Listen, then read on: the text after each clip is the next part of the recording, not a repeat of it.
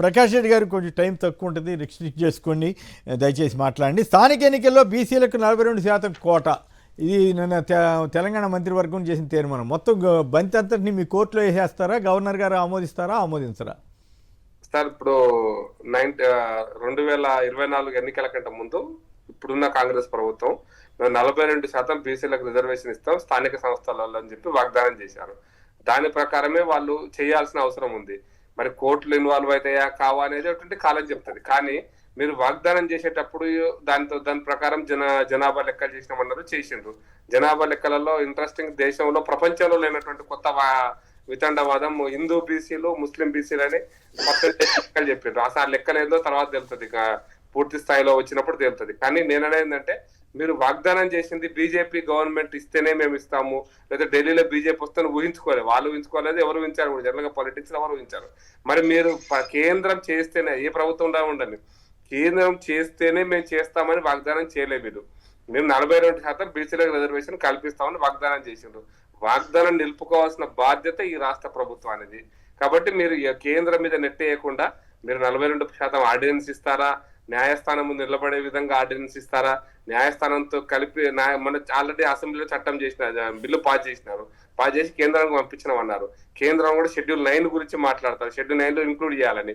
Schedule 9 లో include చేయడానికి ఒక చట్టం, వాళ్ళ మధ్య తెలంగాణలో తెలంగాణ బీసీలను కూడా మోసం చేస్తుంది కాంగ్రెస్ ప్రభుత్వం అంటున్నారు. సార్, ఒకటే పాయింట్, 2007లో సుప్రీంకోర్టు 9 జడ్జీల ధర్మాసనం ఒక సీకాల్ అండ్ గవర్నమెంట్ ఆఫ్ తమిళనాడు కేసులో జడ్జిమెంట్ చెప్పింది సార్. 1973 తర్వాత ఏవైతే షెడ్యూల్ 9 లో ఇంక్లూడ్ చేశారో చట్టాలన్నీ కూడా అవి జ్యుడిషియల్ రివ్యూకి వస్తాయి, జ్యుడిషియల్ రివ్యూలు ఉన్నాయి, అవి కోర్టు పరిశీలిస్తుందని చెప్పినారు. కాబట్టి ఇప్పుడు షెడ్యూల్ 9 ఇంక్లూడ్ చేసినా కోర్టు పరిశీలిస్తుంది. కాబట్టి కోర్టు పరిశీలనకు పోయేటువంటి దాన్ని మరి షెడ్యూల్ 9 లో పెట్టమని కేంద్రం మీద బాలేసి కేంద్రంలో వేసినామని చెప్పి తప్పించుకునే ప్రయత్నం చేయొద్దు. మీరు ఆర్డినెన్స్ ఇవ్వాల్సిందే. ఆర్డినెన్స్ ఆర్డినెన్స్ గవర్నర్ గారు ఆమోదం తెలుపుతారా?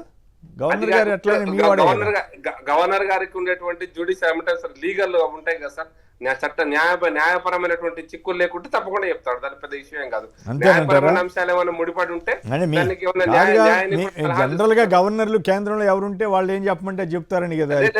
నేను చాలా స్పష్టంగా న్యాయ నిపుణుల సలహా మేరకు గవర్నర్ ప్రవర్తిస్తారని నేను అనుకుంటున్నాను సార్. రైట్, దేవిప్రసాద్ గారు, రైట్, దేవిప్రసాద్ గారు మీరు చెప్పండి. ఘరానా మోసం అని రాశారు మీరు, ఏకంగా బీసీలకి కాంగ్రెస్ ఘరానా మోసం అన్నారు. ఎట్లా మోసం అవుతుంది? వాళ్ళు చిత్తశుద్ధి బయట పెట్టుకున్నారు కదా, ఒక రకంగా తీర్మానం చేయడం ద్వారా, కేంద్రానికి పంపించడం ద్వారా.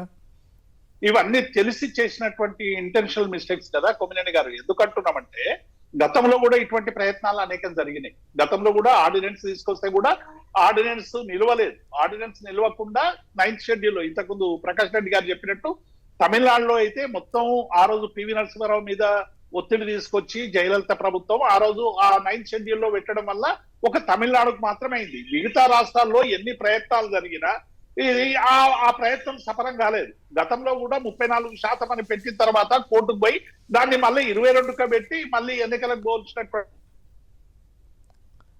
ఈ కమిషన్ ఏదైతే డెడికేటెడ్ కమిషన్ 27 ఫిబ్రవరి కేసును మార్చిలో నివేదిక, 6 మార్చికో నివేదిక ఇచ్చారు, వారం రోజుల్లో చేశారు. ఈ గణన తప్పు అని చెప్పి కేంద్ర ప్రభుత్వానికి సంబంధించినటువంటి వాళ్ళు ప్రకటించినటువంటి పరిస్థితి చూసినాం. ఈ గణనలో కూడా అనేక తప్పులు లేని అనేక బీసీ సంఘాలు కూడా పెద్ద ఎత్తున, అసలు 42% శాస్త్రీయ ప్రాతిపదిక ఏంది కొమ్మినేని గారు? ఏదనుకుంటే అదే. ఇలా 56 వచ్చింది లెక్కల ప్రకారం అనేమో ఒక వైపు చెప్తుంది. 42% reserve. Why not 43, why not 44, why not 50, 42కు ప్రాతిపదిక ఏంది అంటే, మీరు ఎన్నికల మేనిఫెస్టోలో ఏదో ఒక ఫిగర్ ఇస్తే ఆ సామాజిక వర్గానికి అంత ఇవ్వాలని ఎక్కడైనా రూల్ ఉందా కొమ్మినేని గారు? ఇలా డెఫినెట్ గా వాళ్ళ శాతాన్ని తగ్గిస్తున్నారనేటువంటి భావన ఆ సామాజిక వర్గాల్లో ఉంది. కాబట్టి ఇలా ఇంటెన్షన్ గా ఇది నడవదు, ఇది చెల్లదు అని చెప్పి రేపు ఆర్డినెన్స్ తీసుకొచ్చిన తర్వాత, రేపు న్యాయపరమైనటువంటి చిక్కులు వచ్చిన తర్వాత ఇవి ఆ పార్టీ ఇట్లా చేసింది, ఈ పార్టీ ఇట్లా చేసింది, మేము ఇట్లున్నామని చెప్పి చెప్పుకోవడానికి తప్ప, మీరు ఇలా చిత్తచిత్తో చేస్తే 50 సార్లు ఢిల్లీకి వేయండు ఏది రేవంత్ రెడ్డి గారు గౌరవ ముఖ్యమంత్రి. ఎన్నిసార్లు దీనికి సంబంధించినటువంటి అంశం మీద ప్రతిపక్ష నాయకుల్ని కానీ, లేకుంటే పార్టీలకు కానీ, లేకుంటే లోక్సభ, శాసనసభల, పార్లమెంట్ లో ఉన్నటువంటి ప్రతినిధులను తీసుకుపోయి ఈ చట్టం అమలు చేయాలని చెప్పి ఏమైనా మోదీ దగ్గరికి పోయినటువంటి సందర్భాలు ఉన్నాయా కొమ్మినేని గారు? పేరుకు మాత్రమే చెప్తున్నాడు తప్ప ఇందులో చిత్తశుద్ధి లేదు. మరొకసారి బీసీలను మోసం చేయడానికి రకరకాల ప్రయత్నం చేస్తా ఉన్నారు. మీరు ఏమన్నా చేయండి, ఇలా 42 ఇచ్చిన తర్వాతనే, చట్టబద్ధంగా ఇచ్చిన తర్వాతనే ఎన్నికలకు పోవాలని మేము డిమాండ్ చేస్తా ఉన్నాం కొమ్మినేని గారు. రైట్. అయితే ఎన్నికలు జరుగుతాయో జరగవో ఆ పేరు మీద నడిచిపోద్దాం. కౌశిక్ గారు చెప్పండి, ఏంటి ఇది మోసం చేయటమా లేకపోతే దానికోసమే సార్ దానికి పనిచేస్తున్నారు. ఓకే, దేవిప్రసాద్ గారు సంక్షిప్తంగా. ఇప్పుడు ఆ అసెంబ్లీలో బిల్లులు పాస్ చేసిన తర్వాత మళ్ళీ ఆర్డినెన్స్ ఏంది కొమ్మినేని గారు? ఎప్పుడైనా అసెంబ్లీ పెట్టలేనటువంటి సందర్భంలో, శాసనసభ పెట్టలేనటువంటి సందర్భంలో అత్యవసర పరిస్థితిలో ఆర్డినెన్సులు తెస్తారు. ఇలా బిల్లులకు అన్ని పార్టీలు మేము ఆమోదం తెలిపినాం. మరి అదే అర్థం కావట్లేదు నిజంగానే. రాష్ట్రపతి బిల్లును పంపి మళ్ళీ ఇప్పుడు ఆర్డినెన్స్ ఏమిటో మరి అర్థమైతలేదు. రైట్. కౌశిక్ గారికి ఏమైనా అర్థమవుతుందని చెప్తారేమో. కౌశిక్ గారు ఏమైనా వివరణ ఇస్తారేమో చూద్దాం. ఇక్కడ తెలంగాణ రాష్ట్ర కాంగ్రెస్ ప్రభుత్వం అధికారులకు వచ్చిన తక్షణమే కేబినెట్ ఆమోదం తర్వాత, అసెంబ్లీలో బిల్లు పెట్టిన తర్వాత తెలంగాణ రాష్ట్ర వ్యాప్తంగా సూపర్వైజర్ కావచ్చు, ఎమ్మెల్యేలు నియమించి తెలంగాణ రాష్ట్రంలో కులగణన చేసిన మాట వాస్తవం. కులగణలో వివరాలు నమోదు చేసుకోలే. కేసీఆర్ గారు కావచ్చు, కేటీఆర్ గారు, హరీష్ గారు నమోదు చేసుకోలేదు. భారతీయ జనతా పార్టీ డికేన్ గారు నమోదు చేసుకోలేదు. జంతర్ మంతర్ దగ్గర బీసీ సంఘాలు ధర్నా చేస్తే ఆ ధర్నాకు రాని పరిస్థితిలో బీఆర్ఎస్ భారతీయ జనతా పార్టీ ఉన్నది. దేశంలో జనగణలో కులగణ పెట్టని చెప్తే భారతీయ జనతా పార్టీ ఒప్పుకోలేదు. కానీ జంతర్ మంతర్ ధర్నా తర్వాత రేవంత్ రెడ్డి గారు ఎప్పుడైతే ఓబీసీ ప్రధానమంత్రి బీసీలు మోసం చేస్తా ఉన్నాడు, జనగణలో కులగణ పెట్టని చెప్తే కేంద్రమే దిగి వచ్చిన పరిస్థితి. తెలంగాణ ఈ రోజు దేశానికి ఆదర్శప్రాయంగా ఉంది. ఎందుకంటే జనగణన విషయంలో కులగన్న పెట్టేదాన్ని కాదు మిత్రమా, అనుకోకపోతే కాదు మిత్రమా. చరణ్ గారు ప్రశ్న ఒకటైతే సమాధానం ఒకటి రాస్తే పరీక్ష పత్రికల్లో పత్రాల్లో తేడా వస్తుంది. రావు డైరెక్ట్ గా బీసీలకి 42% ఆల్రెడీ బిల్లు పంపించారు. ఇప్పుడు తీర్మానం చేయడం వల్ల ఉపయోగం ఏమిటి? గవర్నర్ ఒప్పుకుంటారా? కేంద్రం ఒప్పుకుంటుందా? చట్టం అనుమతిస్తుందా? లేదు స్థానిక ఎన్నికలు వాయిదా వేయడానికి ఇది ఒక సాకు అవుతుందా? సార్, ఎట్టి పరిస్థితుల్లో స్థానిక ఎన్నికలు వాయిదా వేయాలనే ఉద్దేశం కాంగ్రెస్ ప్రభుత్వం లేదు. సమైక్య రాష్ట్రంలో 34% ఉన్న రిజర్వేషన్ 23% కుదించింది మీరే ఎంపీ జెడ్పీసీలో. అది సర్పంచ్ వస్తే 18%, మున్సిపల్ 50% ఇచ్చే అవకాశం ఇవ్వకుండా బీసీని మోసం చేసింది మీరు.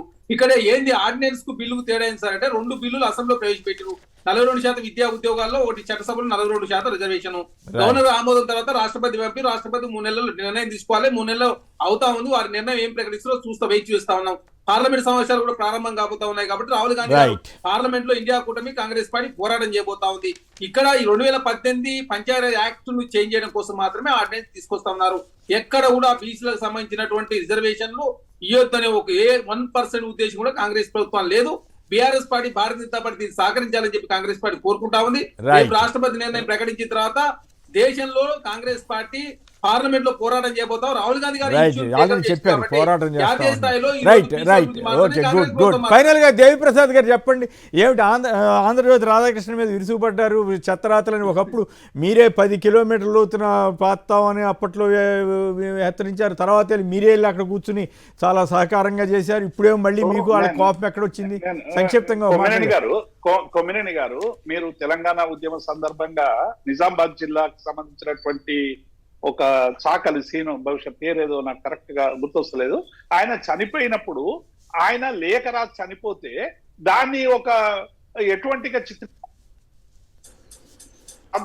మనం చూసినాం. ఆ రోజే అందరం కూడా పెద్ద ఎత్తున వచ్చిన తర్వాత ఆ రోజు ఆంధ్రజ్యోతి మీద ఎంత తీవ్రమైనటువంటి ఆవేదన, ఆగ్రహం కలిగిందో మనం మొత్తం తెలంగాణ సమాజం చూసింది. ఇప్పుడు కూడా ఏం చేస్తున్నాడంటే, చంద్రబాబు నాయుడును మరి ఏం చేయదలుచుకున్నాడో రాధాకృష్ణ తెలియదు. కానీ ఇవాళ చంద్రబాబు నాయుడుకు ఏ చిన్నది జరిగినా కూడా, మేమెవ్వరం చిన్న మాట మాట్లాడినా కూడా ఒక పెద్ద ప్రొటెక్టర్ లాగా నిలిచి ఇవాళ తెలంగాణ సమాజానికి ద్రోహం చేసేటువంటి అనేక చర్యలకు ఉపక్రమిస్తా ఉన్నారు. ఇవాళ రాతలు ఏంది?